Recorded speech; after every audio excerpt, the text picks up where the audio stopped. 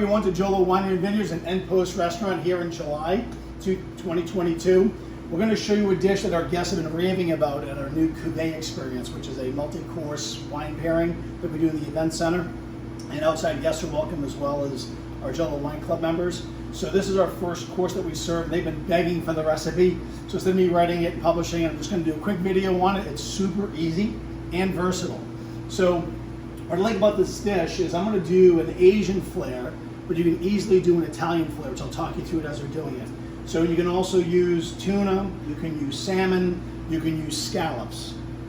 The point being with that fish, since it's going to be served raw, talk to your fishmonger, make sure it is super fresh.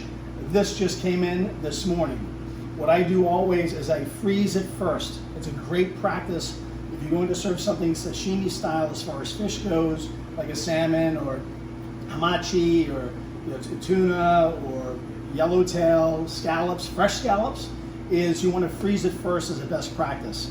So you can kill parasites and bacteria. And it's a great way to be assured that you did everything you can do to avoid being sick. So I highly recommend it. Nothing is foolproof, but you go to any great sushi restaurant, they're freezing the fish first for such an occasion. So plus when you pull it out of the freezer, it's a little bit easier to work with because salmon's a little fatty, slippery, and you don't want your knife to slip, getting it nice and thin.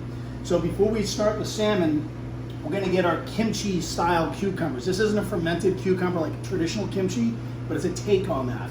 So what we do is we're going to start off with a hot pot. We're going to add 2 parts vinegar, 1 part sugar. So this is just regular cane sugar, 1 cup. And I'm going to add 2 cups of rice wine vinegar.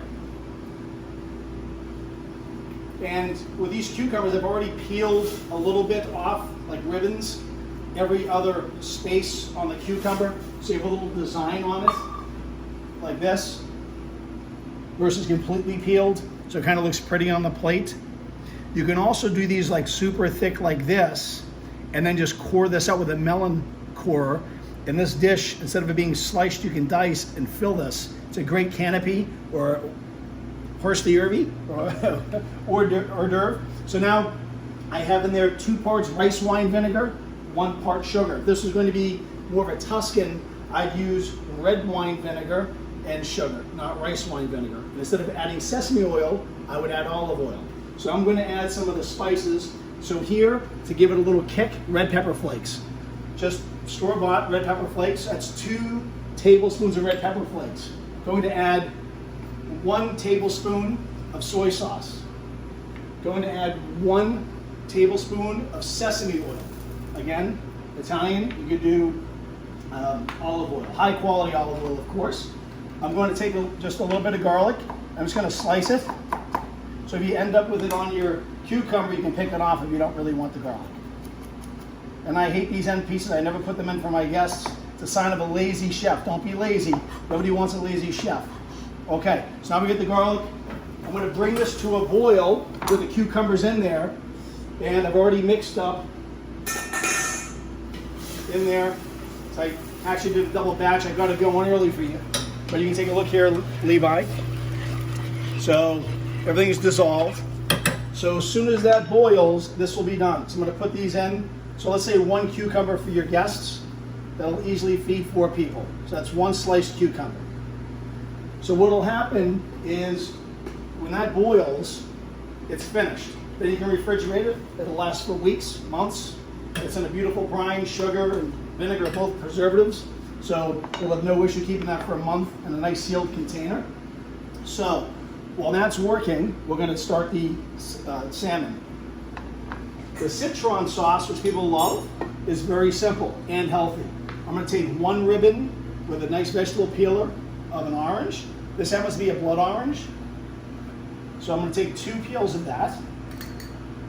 I'm going to take 1 peel of the lime and 1 peel of the lemon.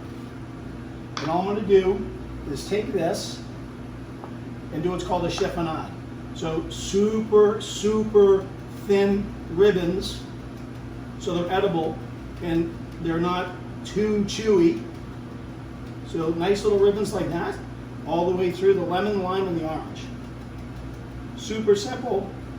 There was 4 people. See how pretty that is?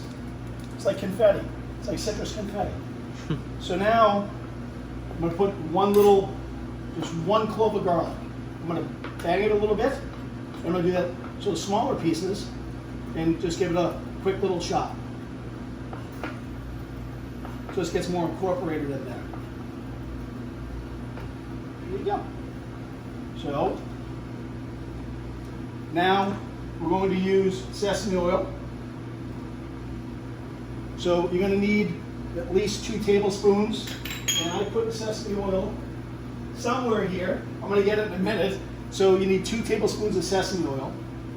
I'm going to add 1 teaspoon of soy sauce. And now the juice of the orange, lemon, and lime. Beautiful juicer right here. And this is a blood orange. Literally, might have got the name off in the color because it's like squeezing, there's no juice in there. Unbelievable. So pretend there's orange juice in there, okay? So that's lime juice. 1 lime.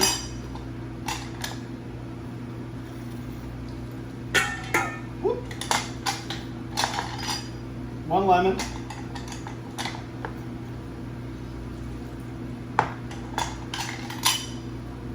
And don't forget the orange. If you don't have orange, you can always use a little orange juice. So, fill these out. This is boiling now here, you can see. And that's finished. Like I said, you want to let this sit out at room temperature to cools off a little bit, then put it in your fridge. But if you boil it too long, they're going to get wilty and wimpy. And that's the other thing, you don't want to cut them too thin. You want some texture to this, okay? So those are done. So here you have the sesame oil, and you have the soy sauce, the orange juice, lemon, lime. It's going to taste it. You might have to put a little bit of sugar in here, just a kiss. I think the orange juice would have fixed it, but test it, make sure it's in balance. That is a pinch of sugar, just to take away some of the kick of the acid. And that sauce is finished.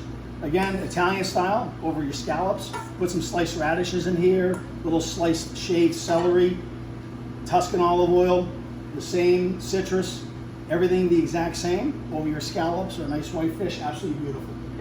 So, we're going to take the salmon.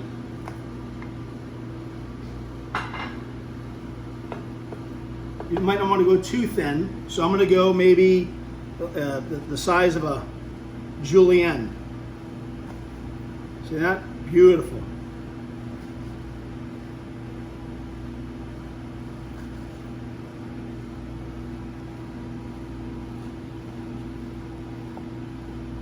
Take a plate.